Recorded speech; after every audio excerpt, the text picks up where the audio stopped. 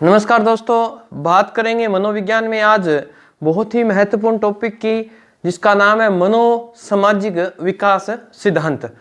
जितने भी पेपर आ रहे हैं अभी मैंने देखा है उनमें सभी में इसका प्रश्न एक आ रहा है।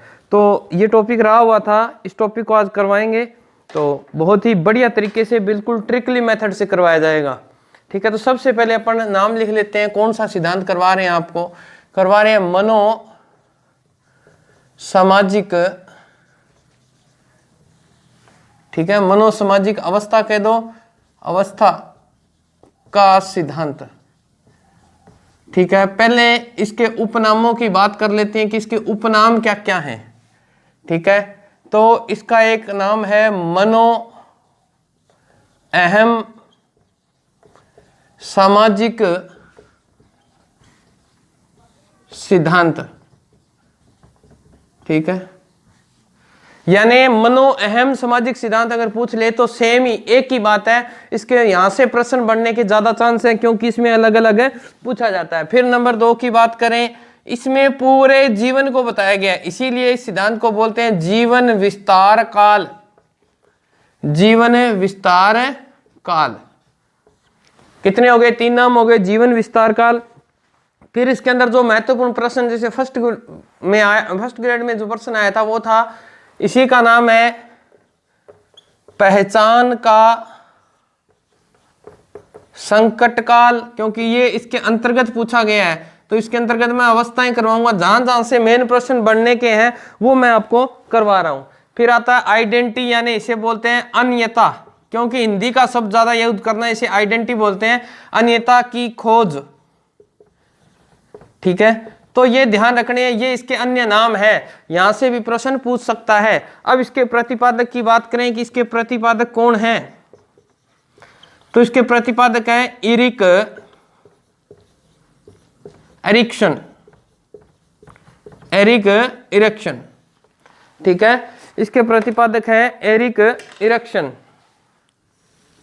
ठीक है, तो अब देखिए एरिक इरेक्सन ने क्या कहा कि इसने कहा कि मनोविज्ञान के अंतर्गत अगर बात करें, समाज में जो बच्चा जन्म लेता है और अपने मृत्यु काल तक वो क्या करता है, सभी अवस्थाओं का क्या करता है, इनमें से धीरे धीरे धीरे धीरे कुछ न कुछ अवस्थाओं से सीखता जाता है। और इन अवस्थाओं को इन्होंने कितने भागों में बांटा, तो ध्यान रखना, इन्होंने पूरी अवस्था को कितने भागों में बांटा है? 8 भागों में बांटा है। तो ये सारे प्रश्न ही करवा रहा हूं लगभग इसके प्रतिपादक।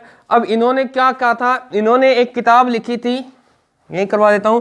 इन्होंने 1963 में एक किताब लिखी थी, 1963 में किताब लिखी थी, जिस किताब का नाम था बचपन, यानी चाइल्डहुड, बचपन और समाज।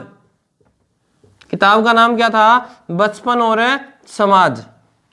और इस किताब में इन्होंने बताया मनोविज्ञान की 8 अवस्थाओं के मनोसामाजिक की 8 अवस्थाएं बताई।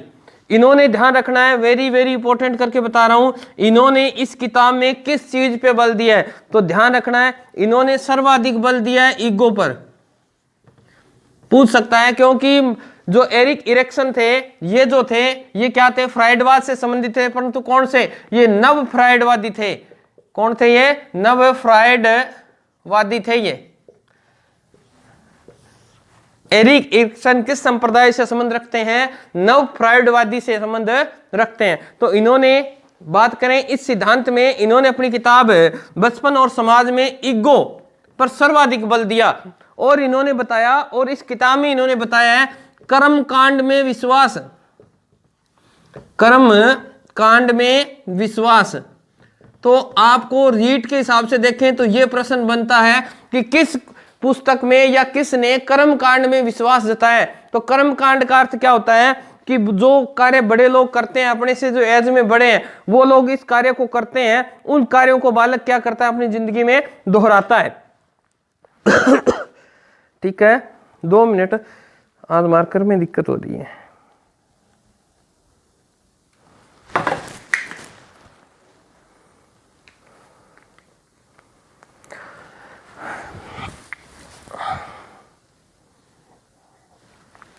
तो देखिए आपके समझ में आ गया होगा। तो मैंने ये दोनों चीजें इंपॉर्टेंट इसलिए बताई हैं कि आपको पूछ सकता है इरेक्शन किस बात पर बल देता है। तो ध्यान रखना, इरेक्शन देता है ईगो पर बल एक, तो दूसरा देता है कर्मकांड में विश्वास। कर्मकांड का अर्थ बड़े बुजुर्ग रूढ़िवादी जो बातें थी उन पे जैसे बड़े बुजुर्ग करते हैं उन बातों को बच्चे को दोहराना पड़ता है समाज के अंदर। इन दोनों चीजों पर कौन बल देता है? एरिक इरेक्शन।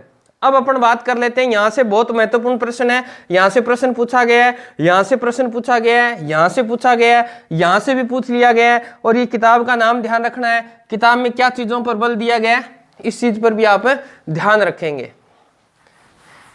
अब अपन नेक्स्ट बात करते हैं इस अवस्था के, किस प्रकार इसने वर्गीकरण किया है। एक लास्ट में, सबसे लास्ट में मैं आपको ये बताऊंगा कि कैसे याद रहेगा, एक ट्रिक से याद रह जाएगा ये, आप कभी भी जिंदगी में नहीं। अब क्या करता है वो, जो 8 अवस्थाएं बांटी है ना, उन 8 अवस्थाओं में से कर्म पूछ लेता है, कर्म सीक्वल पूछ लेता है कि पहले कौन सी अवस्था है, इस अवस्था के बाद कौन सी अवस्था है। तो देखिए ये फ्राइडवाद से संबंधित है, फ्राइड ने जो वर्गीकरण किया था वो अपन को इसके अंदर इंक्लूड करना पड़ेगा। तो यहां हम लिख लेते हैं अवस्था, ठीक है, यहां लिख ले आयु, ठीक है, और यहां हम लिखते हैं संघर्ष। अब ये संघर्ष क्या है वो भी बताऊंगा। और यहां लिख लेते हैं मनोवैज्ञानिक गुण, मनोवैज्ञानिक गुण। देखिए कोई भी व्यक्ति किसी कार्य को करता है, जैसे ये एक व्यक्ति है, ये कोई कार्य करेगा तो उसके 2 रिजल्ट आएंगे, एक आएगा पॉजिटिव, एक आएगा नेगेटिव, आएगा कि नहीं आएगा। अब इन दोनों परिणामों से क्या होता है, बच्चे में क्या होती है, या तो बच्चा हताश हो जाएगा या बच्चे में एक्साइटेड हो जाएगा कि मैं ये कार्य कर सकता हूं। तो ध्यान रखना, किसी भी कार्य के 2 परिणाम होते हैं, या तो वो सकारात्मक होगा या वो नकारात्मक। वो दोनों के बीच की जो स्थिति है वो क्या कहलाती है? संघर्ष कहलाती है। क्या कहलाती है? संघर्ष कहलाती है। याद रह जाएगा, संघर्ष कह सकते हैं या यहाँ पर संकट कह सकते हैं। तो ध्यान रखना, यानी सकारात्मक और नकारात्मक विचारों के बीच में जब तालमेल बैठता है, जो द्वंद्व चलता है, वो क्या कहलाता है? संघर्ष कहलाता है। तो अब इसको हम बांट लेते हैं। तो सबसे पहली अवस्था फ्राइडवाद के अनुसार देखते हैं, तो सबसे पहली अवस्था का नाम है कौन सी? मुख्य अवस्था। क्या नाम है? मुख्य अवस्था। इसकी आयु जन्म से 18 माह, जन्म से 18 माह। अब यहां पे संघर्ष क्या है, बालक क्या करता है? तो ध्यान रखना, इसके 2 नाम आते हैं, आस्था बनाम अनास्था। एक तो ये आता है, ठीक है, आस्था बनाम अनास्था। दूसरे की बात करें, आस्था को क्या बोलते हो आप? विश्वास। आपको किताबों में ये भी देखने को मिलता है, विश्वास बनाम अविश्वास। अब ये चीज है क्या? किताब में लिखा हुआ है, गुरुजी समझ में कौन आवे समझ में, पर समझनी पड़ेगी। देखो आस्था, अब बालक कौन सी अवस्था में है? 18 माह की, यानी 1.5 साल का बालक है। अब क्या करता है इस अवस्था में बालक, जैसे कोई माँ है, बालक रोता है, रोता है ना, जैसे माँ अगर प्रेम करेगी, बालक रोता है, माँ आके उससे क्या करेगी? प्रेम करेगी, प्यार से उसे हर चीज देगी। तो बालक में किस चीज का होगा? विश्वास। कौन सा भाव उत्पन्न होगा? विश्वास। अगर माँ, बालक रो रहा है और उसे आके 4 और लगा देती है या डांटती है, तो बालक में कौन सा आएगा? अविश्वास। यानी यहां पर क्या हुआ, एक माँ के द्वारा बालक को प्यार किया गया तो उसमें विश्वास का भाव पैदा हुआ। अगर वो प्यार नहीं करती है तो कौन सा भाव हुआ? अविश्वास। अब ध्यान रखने वाली बात है, यहां पर बालक में मनोवैज्ञानिक गुण कौन सा पैदा हो गया? देखिए, तो बालक में कौन सा होगा? तो यानी वो क्या रखता है? मां से क्या रखता है? आशा रखता है। तो ध्यान रखना, यहां पे कौन सा गुण पैदा हुआ? आशा। समझ में आ गई बात है? तो पहली अवस्था आस्था बनाम अनास्था या विश्वास बनाम अविश्वास। अब 2 नंबर की बात करें, 2 नंबर में फ्राइडवाद के अनुसार देखते हैं, तो यहां कौन सी अवस्था आती है? गुद्य। समय काल ये 18 है, तो यहां लिख लो 18 माह से 3 वर्ष, 18 माह से 3 वर्ष, ठीक है। ये तो दोनों एक ही हैं, ठीक है ना, कहीं आप इसके सीध में आप सारणी बनाओ तो सही बना लेना। 18 माह से 3 वर्ष। अब देखिए, जैसे बालक 18 माह का हुआ, बालक ने कार्य करना क्या कर दिया? प्रारंभ कर दिया। कैसे कर दिया? आप जब छोटे थे तो इस अवस्था में आप क्या सोचते थे कि 18 माह का यानी 1.5 साल का बालक क्या करता है? ये काम मैं खुद कर लूंगा। जैसे आप उसके बाल अगर संवारने लगते हो, ना मम्मी मैं आप बाल लूंगा, यानी वो खुद कार्य करने के लिए क्या होता है? उत्तेजित होता है। अगर वो कार्य करने के लिए उत्तेजित हो रहा है, खुद कार्य करने के लिए तैयार हो रहा है, अगर वो कर रहा है, तो उसमें आएगी स्वतंत्रता का भाव। क्या आएगा? स्वायत्तता कह दो, स्वायत्तता या स्वतंत्रता। ठीक है, अगर वो कार्य करने, बालक आप उसे कार्य करने दे रहे हो, ठीक है, तो फिर उसमें स्वतंत्रता आएगी। अन्यथा आपने उसे डांट दिया, नहीं तेरे से नहीं होगा, तेरे में सामर्थ्य नहीं है, तू नहीं कर सकता, अर्थात आप उसे डांट रहे हो, तब उसमें कौन सा भाव आ जाएगा? तो उसमें आएगा बनाम शंका, या कई किताबें लिखते हैं लज्जा। ठीक है, तो ये यहां का है। ठीक है, अब देखिए, अगर कार्य करने दिया जा रहा है, बालक खुद कार्य कर रहा है, मैं मेरा बाल बाल लूंगा, मैं आप भी पानी पी लूंगा, मैं आप भी रोटी खा लूंगा, तो यानी स्वतंत्रता, स्वायत्तता। और अगर वो कह रहा है, आपने उसे कार्य करने से रोक दिया, तो उसमें लज्जा आएगी और उसमें ये गुण विकसित हो जाएगा कि मैं तो कोई काम है कर ही नहीं सकता। इसीलिए इस अवस्था को क्या बोलते हैं? स्वायत्तता बनाम शंका या लज्जा। तो यहां कौन सा मनोवैज्ञानिक गुण पैदा होता है, ये प्रश्न बनता है। यहाँ पे कौन सा मनोवैज्ञानिक? तो ध्यान रखना, यहाँ पे जो गुण बनेगा वो बनेगा इच्छा शक्ति। बालक में यहाँ इच्छा शक्ति क्या हो जाती है? प्रबल हो जाती है, मजबूत हो जाती है कि मैं हर कार्य कर सकता हूं। ठीक है, समझ में आ रही होगी कि मैं हर कार्य कर सकता हूं। वो कौन सी अवस्था है? इच्छा शक्ति कौन सी की अवस्था है? गुद्य की अवस्था है। नंबर 3 की बात करें, लैंगिक अवस्था।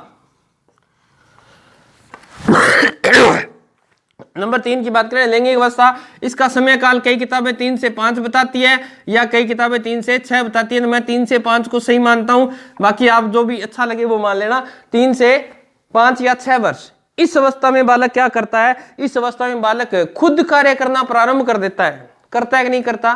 बालक कहता है, जैसे आपको याद होगा, हम जब छोटे थे तो जैसे चप्पल मिल जाती थी, उससे टायर बनाते थे।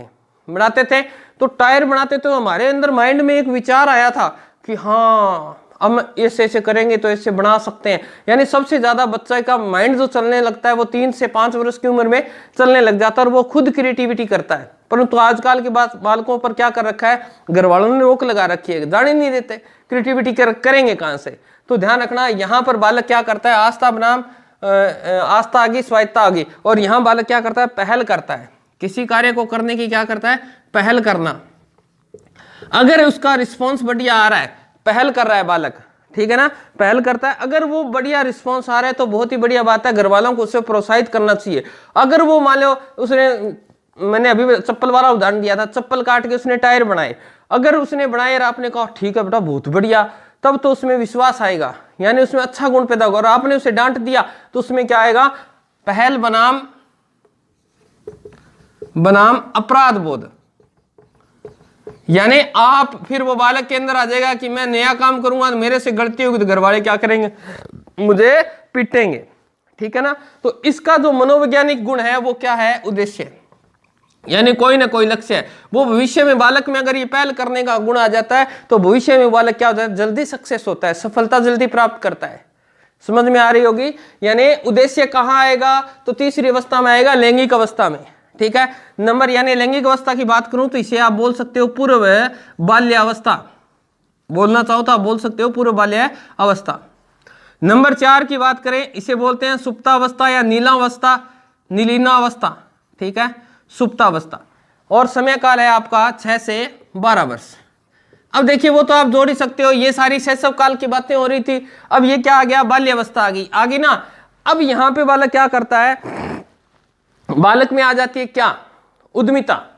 अब ये शब्द आपने नया सुना होगा, इंडस्ट्रियल जो एरिया होता है उस तरह में, जिसमें क्या करना होता है? उद्यमिता कह दो, मैं यहां लिख देता हूं आपको, उद्यमिता। ये शब्द मेरे को देखने को मिला, किताबों में नहीं है शायद, एक पेपर में आया था। इसी को बोलते हैं परिश्रम, परिश्रमशीलता। यानी बालक इस अवस्था में हर कार्य, यानी अब ध्यान रखना है, अब घर से बाहर क्या हो चुका है? बाहर निकल चुका है। यानी परिश्रमशीलता बनाम हीन भावना। कैसे देखते हैं इसको, समझाते हैं कैसे। देखिए, ये जो काम हो रहे थे सारे घर पे हो रहे थे, देखो। और यहां से जैसे ही यहां तक बालक के माता पिता की भूमिका मुख्य रही, परंतु जैसे ही 6 से 12 हुआ, यानी अब विद्यालय आ गया, विद्यालय में अध्यापक की जिम्मेवारी है। अगर वो कार्य कर रहा है, परिश्रम करना शुरू कर रहा है ना, कार्य यानी क्या लिखना सीख रहा है, वर्क कर रहा है, तो उसमें कौन सा गुण आ रहा है? परिश्रमशीलता। और यहाँ बालक बहुत सारे परिश्रम करता है, हकीकत में करता है। और उसके बाद में हीन भावना। अगर परिश्रम के बाद सकारात्मक परिणाम नहीं मिलते हैं, उसे शाबाशी नहीं मिलती है जितना भी किया, तो यानी तब तो फिर उसमें हीन भावना आएगी कि मैंने तो ऐसे ही काम किया। तो ध्यान रखना है, यहाँ पे बालक परिश्रम करता है तो उसे शाबाशी वगैरह शब्दों का इस्तेमाल है करना चाहिए अध्यापक को, जिससे इसमें मनोबल क्या होगा, बढ़ेगा। तो ध्यान रखना यहाँ परिश्रमशीलता, अगर वो कार्य को अच्छा नहीं कर पा रहा है और उससे कार्य करने के बाद उचित रिजल्ट नहीं मिल रहा है, तो उसमें कौन सी भावना विकसित हो जाएगी, हीन भावना विकसित हो जाएगी। अच्छा, इसका जो गुण है, मनोवैज्ञानिक गुण है, वो है सामर्थ्य। ध्यान रखना, मनोवैज्ञानिक गुण कौन सा है, सामर्थ्य है। यानी उसे ये एहसास करवा दीजिए कि ये काम तो तुम कर सकता है, उसकी वेल जो पावर है उसे बढ़ा दिया जाए, एक अध्यापक द्वारा उसे मोटिवेट किया जाए कि हाँ बेटा आप कर सकते हो, ठीक है ना। तो इस बात का ध्यान रखना है, मनोवैज्ञानिक गुण कौन सा पैदा हो जाएगा, सामर्थ्य। नंबर 5 की बात करें, बहुत ही महत्वपूर्ण अवस्था, जिसमें फर्स्ट ग्रेड में से लगभग प्रश्न पूछता है। 5वीं अवस्था है आपकी किशोरावस्था।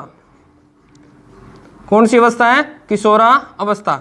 अब देखिए यहाँ 12 है, तो कई किताबें कहती हैं 13 से 18, कई किताबें 13 से 18 कहती हैं, तो अपन यहाँ से जो हमने पढ़ा है वो लिखेंगे 12 से 18 वर्ष, ठीक है, 12 से 18 वर्ष। इस किशोरावस्था की बात करें तो ये प्रश्न तो लगभग पूछा गया है, क्योंकि मैंने टाइटल में आपको समझा दिया था कि किशोरावस्था को क्या कहते हैं। तो इस अवस्था में क्या था, किशोर द्वंद्व में आ जाता है, क्या चाहता है कि समाज में उसकी क्या हो, महत्वपूर्ण भूमिका हो। इसीलिए समाज के अंदर वो क्या बनाना चाहता है, पहचान बनाना चाहता है कि मैं क्या हूं, मैं क्या कर सकता हूं, ठीक है, मैं क्या हूं, क्या कर सकता हूं। और उसके दिमाग में अगर पहचान बनाने की है तो उसके दिमाग में साथ में क्या चल रहा है, उसके साथ में चल रही है भ्रांति। आप इसे क्या बोल सकते हो, भ्रांति बोल सकते हो। यानी दिमाग में ये चल रहा है कि मैं ये करूंगा तो ये हो जाएगा, मैं ये करूंगा तो ये हो जाएगा, यानी पहचान बनाने की कोशिश है, पर उसके माइंड में ये भी है कि अगर मैंने ऐसा कर दिया तो लोग क्या कहेंगे, मैंने ऐसा नहीं किया तो लोग क्या कहेंगे। दिमाग में भ्रांति है, उस चीज का ध्यान रखना है। ये दोनों गुण पैदा होते हैं, अगर पॉजिटिव है तो पहचान, नेगेटिव है तो भ्रांति। अगर इसकी बात करें, यहाँ मनोसामाजिक की बात करें तो इसमें कौन सा गुण आएगा, कर्तव्य परायणता, ठीक है, कर्तव्य परायणता। यानी बालक यहाँ किशोर अवस्था में अपने कर्तव्यों को समझने लग जाता है कि मुझे क्या करना है और क्या नहीं करना है, ठीक है, ये करूंगा तो इसका रिजल्ट ये आएगा, ये करूंगा तो इसका रिजल्ट ये आएगा। इसीलिए वो कर्तव्य के प्रति क्या हो जाता है, सजग हो जाता है, हर कार्य वो करने के लिए क्या रहता है, तैयार रहता है कि मेरी जिम्मेवारी है, ठीक है। तो ये ध्यान रखना है, बहुत ही महत्वपूर्ण है फर्स्ट ग्रेड के हिसाब से। अब इसके बाद की बात करें, 6 नंबर पूर्व प्रौढ़ावस्था, बहुत ही महत्वपूर्ण काल है। यहां बालक क्या हो गया, जवान हो गया जी, ठीक है, बालक क्या हो गया, जवान। तो यहाँ पे कुछ किताबें 18 से 35 कहती हैं, कुछ किताबें 18 से 30 वर्ष कहती हैं। तो आप 18 से 30 को थोड़ा याद रख लेना, बाकी दोनों ऑप्शन में एक साथ कभी नहीं आते, ठीक है। तो 18 से 35 भी और 18 से 30 भी। इस अवस्था में क्या होता है, जैसे आपने अगर बात करूं, यहाँ 12वीं कर लिया आपने, 12वीं करने के बाद बीए में जाते हो, बीए में जाते आप क्या करते हो, सबसे पहले करते हो मित्रता। मित्रता कह सकते हैं, घनिष्ठता कह सकते हैं इसको।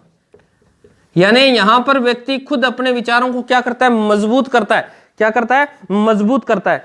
अगर मित्रता हो गई, अगर बहुत ही बढ़िया रिजल्ट आ रहा है, यानी प्यार प्यूर आ रही की बात है नहीं, बे इमी टाइम में शुरू हुआ है थे, चाहो कि ई टाइम आपनो कोई इश्यू है जिकर मैं मेरी दिल की बात कह दूं, मैं भी प्यार करूं, सारी बातें करूं, पर थाने कौन करना, थाने रीट की तैयारी करनी है, ठीक है, फर्स्ट ग्रेड की तैयारी करनी है। तो यानी अट्ठा क्या आ जाएगी, घनिष्ठता या मित्रता, इन मन में भाव उत्पन्न हो सी, ठीक है, या फिर क्या हो सी, या फिर भी उल्टो की हो जाएगो, या अलगाव आ जाएगो, बनाम अलगाव या एकाकीपन। देखिए दो शब्द मिलेंगे, अलगाव या एकाकीपन मिलेगा। या तो बालक अपने मित्रों के साथ रहना सबसे ज्यादा पसंद करेगा, अगर वो प्यार में सक्सेस नहीं हो पाता है, उसकी मित्रता नहीं हो पाती है, तो वो क्या रहने लग जाएगा, अकेला रहने लग जाएगा। वो सोचेगा मैं तो किसी, मेरे लिए कोई दुनिया में बड़ा ही नहीं है, मैं भी किसी के लिए नहीं बड़ा हूं, मेरी कोई इंपॉर्टेंस नहीं है जिंदगी में। तो यहां ध्यान रखना, मनोवैज्ञानिक जो गुण है वो क्या हो जाएगा, प्रेम प्यार। कौन सा गुण विकसित हो जाएगा, प्रेम प्यार। फिर है 7 नंबर। 7 नंबर की बात करें तो ये पूर्व था, इसके बाद में आ जाएगी आपकी प्रौढ़ा अवस्था। क्या आ जाएगी आपकी, प्रौढ़ा अवस्था। अब देखिए यहां 30 है तो अपन 30 से उठा लेते हैं, ठीक है ना। तो 30 से कितनी है, 50 वर्ष। अब यहां क्या है, यहाँ क्या होता है 30 से 50 जो अवस्था होती है इसमें व्यक्ति कमाता है कि नहीं कमाता, ये सोचता है यार मैं भविष्य में क्या करूंगा, मेरी शादी हो जाएगी तो मैं बच्चों के लिए क्या करूंगा। अर्थात उस व्यक्ति में क्या गुण आ गया, उस व्यक्ति में आ गई सृजनात्मकता। क्या आ गई, सृजनात्मकता। ठीक है, या जननात्मकता भी एक शब्द मेरे को देखने को मिला था। ठीक है, और इसका उल्टा क्या हो जाएगा, बनाम ठहराव या स्थिरता भी बोल सकते हो आप इसे। ठीक है, अब क्या है ये सृजनात्मकता, इस अवस्था में ये व्यक्ति के मन में विचार आता है कि मैंने क्या किया, ठीक है, और मुझे अपने बच्चों के लिए क्या करना है। यानी वो नए नए कार्य करता है, एक कार्य में असफल हो जाता है, दूसरे कार्य में करता है। या तो ये करेगा भी मुझे ये करना है, वो करना है, मुझे नौकरी लगना है, ये करना है, सारा काम इसी में आएगा। परंतु अगर बात करें ठहराव की, या व्यक्ति में निराशा का भाव पैदा हो जाएगा। नेगेटिव जो विचार है वो कौन सा है, ठहराव। बढ़ंदे रह के करा मरण दे कौन है दुनिया के, आपने कोई की कौन लागे नहीं। अगर इस तरह का भाव आ जाता है तो वो नेगेटिविटी या नकारात्मक व्यवहार होता है, यानी वो ठहराव बोला जाता है, स्थिरता बोला जाता है। ठीक है, तो यहाँ मनोवैज्ञानिक अगर बात करें तो यहाँ आएगी देखभाल। देखभाल का अर्थ है दूसरों के बारे में सोचना। मैंने सोचा था ना अभी कि सृजनात्मकता, कि मैं मेरे बच्चों के लिए ये कर दूं, मैं माता पिता के लिए कर दूं, महल बना लूं, माड़िया बना लूं, कार ले आऊं। ठीक है, यानी सृजनात्मकता है। अगर आपके मन में ये भाव नहीं आया तो आप क्या हो जाएगी, जिंदगी ठहर जाएगी। आप ही सोचो मरना ही ठीक है, नहीं तो केकरा जीगी सार दिन ही कमानो रो करनो, तो ठहराव आ जाएगा। तो यहाँ जो मनोवैज्ञानिक गुण पैदा होगा वो क्या होगा, देखभाल होगा, कि हमें दूसरों के प्रति क्या रखना है, अच्छी देखभाल करनी है, उनके लिए अच्छे अच्छे कार्य करने हैं ताकि लोग हमें याद रखें। और लास्ट जो अवस्था है आपकी 8 नंबर की अवस्था है, इसका नाम है परिपक्वता, जो सबको आएगी परिपक्वता। ठीक है, 50 से ऊपर। ठीक है, 50 से ऊपर। अब क्या कहता है, इस अवस्था में उसने सारी जिंदगी 50 के बाद में लगभग वो सारी जिंदगी का क्या करता है, विश्लेषण करता है कि मैंने जिंदगी में क्या अच्छा कार्य किया, क्या मैंने बुरा किया। फिर वो सोचता है, जैसे आपने बड़े बड़े IAS अधिकारियों को देखा होगा कि इस अवस्था में पहुंचने के बाद वो सुसाइड कर लेते हैं। लगभग देखने में आया है कि वो सुसाइड क्यों करते हैं, क्योंकि उन्हें गिल्टी फील होती है कि यार मैंने लोगों के साथ कैसा जुल्म किया, मैंने लोगों से रिश्वत ली, ये लिया वो लिया। तो उनके मन में आत्मग्लानि पैदा हो जाती है। और या फिर वो सोचते हैं यार मैंने जिंदगी में बहुत अच्छा किया, मैंने उन लोगों का भला किया, ये किया। तो देखिए ये वही अवस्था है 50 से ऊपर की अवस्था। यहाँ व्यक्ति क्या करता है, संपूर्ण जीवन को, यहाँ संपूर्णता याद रखना है आपको, संपूर्णता बनाम निराशा। संपूर्णता बनाम हताशा कह दो, निराशा कह दो, ये की बात है हताशा। वो सोचता है सारी जिंदगी मैंने अच्छा किया बुरा किया, यहाँ विश्लेषण करता है। और हताशा, फिर वो सोचता है यार मैंने तो बहुत बुरा किया है, फिर वो क्या कर लेते हैं, सुसाइड कर लेते हैं। मैंने बहुत अधिकारियों, बहुत न्यूज़ पढ़ता हूँ, IAS अधिकारी होते हैं, बड़े बड़े लेवल के अधिकारी, यहाँ के आत्महत्या कर लेते हैं, क्योंकि उनमें आता है कि मैंने भविष्य में किसी के लिए कुछ नहीं किया। तो यहाँ पे जो गुण आएगा वो क्या आएगा, नैतिकता। यहाँ पे जो गुण विकसित होगा वो क्या होगा, नैतिकता। ठीक है, तो ये थी इसकी सामाजिक अवस्था की सिद्धांत की बातें। और आपसे जैसा मैंने वादा किया था कि आपको ट्रिक से याद करवा दूंगा, तो देखिए एक लड़का और एक लड़की थे, ट्रिक से याद करवा रहा हूं, एक लड़का और एक लड़की थे। तो लड़के ने क्या किया, लड़के ने पूरे विश्वास, अब ट्रिक करवा रहा हूं कि लड़के ने पूरे विश्वास और स्वतंत्रता से, ये देखो विश्वास और स्वतंत्रता से क्या कर दी, पहल कर दी। मैं सीक्वल करवा रहा हूं कि आपको ऐसे क्रम से याद रखना है, पेपर में ऐसे ही पूछेगा कि ये अवस्था का क्रम क्या होगा। तो ध्यान रखना, एक लड़का एक लड़की थे, लड़के ने क्या कर दी, विश्वास और स्वतंत्रता से क्या कर दी, पहल कर दी। और पहल करके लड़की को क्या कह दिया, आई लव यू। ठीक है, अब क्या हुआ, लड़की ने उसको मना कर दिया कि तो तेरे पास है क्या, तेरे पास है क्या, तू तो कुछ कमाता तो है नहीं।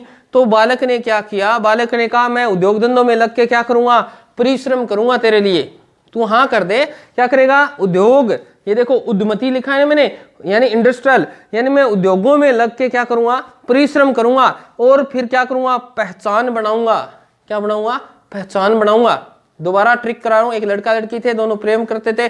लड़के ने स्वतंत्रता से क्या कर, सॉरी विश्वास और स्वतंत्रता से क्या कर दी, पहल कर दी। लड़की ने मना कर दिया कि तू कुछ करता ही नहीं है। तो उसने क्या कहा कि मैं उद्योगों में लगकर परिश्रम करूंगा और अपनी क्या बनाऊंगा, पहचान बनाऊंगा, लोग मुझे जानेंगे। तो लड़की ने क्या कहा, चलो ठीक है। अब उन दोनों के बीच में क्या हो गई, मित्रता हो गई। कैसी मित्रता, घनिष्ठ मित्रता हो गई, ठीक है। और घनिष्ठ मित्रता के बाद दोनों ने, लड़के ने बहुत काम किया, दोनों में उसमें क्या आ गई, सृजनात्मकता आ गई। सृजनात्मकता अर्थ समझ रहे हो, वो नए नए काम करने लग गया, उसे अपने पास रखने के लिए कि अपना भरपेट भोजन कैसे करेंगे, और उसके बाद में उसका जीवन क्या हो गया, संपूर्ण हो गया। तो ये आप इस क्रम से याद रख सकते हैं। दोबारा रिपीट करो, एक लड़का लड़की थे, दोनों प्रेम करते थे। लड़के ने पहले विश्वास और स्वतंत्रता से क्या कर दी, पहल कर दी, और लड़की को कह दिया आई लव यू। लड़की को आई लव यू कहते ही लड़की ने कहा तू कमाता ही नहीं है, तो उसने कहा मैं उद्योग धंधों में लग के परिश्रम करूंगा, ठीक है, उद्योग धंधों में लग के क्या करूंगा, परिश्रम करूंगा और अपनी पहचान बनाऊंगा। फिर दोनों के बीच में क्या हो गई, मित्रता हो गई। और वो कैसी मित्रता थी, घनिष्ठ मित्रता थी। फिर दोनों ने क्या किया, लड़के ने क्या किया, सृजनात्मक कार्य करने शुरू कर दिए, नए नए काम करता, खूब पैसे कमाने लग गया, और उनसे उन लोगों का जीवन क्या हो गया, संपूर्ण हो गया। तो ठीक है दोस्तों, इसको बार बार रिपीट करना, वीडियो को ज्यादा से ज्यादा शेयर करना। धन्यवाद। जय राजस्थान, जय भारत।